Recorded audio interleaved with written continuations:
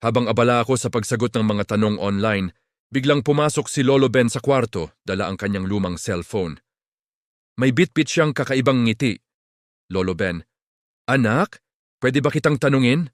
Ako, "Siyempre po, Lolo. Ano po yon?" Lolo, "Kung magiging gulay ka, anong gulay ka at bakit?"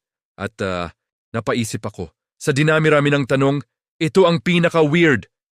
Hindi ko alam kung tatawa ako or seryosohin, pero game ako. Ako, siguro po talong. Kasi versatile. Pwede sa torta, kare-kare, o rihaw. Parang ako, kaya kahit anong challenge. Biglang natawa si Lolo. Sabi niya, "Ako siguro upo, kasi kahit matanda na masarap pa rin sa sabaw."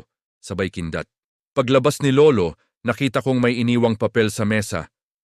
Ang tunay na tanong, anong gulay ang magpapasaya sa'yo tuwing malungkot ka? Napangiti ako. Hindi pala weird ang tanong ni Lolo. Gusto lang niyang malaman kung paano ako magiging masaya. The end.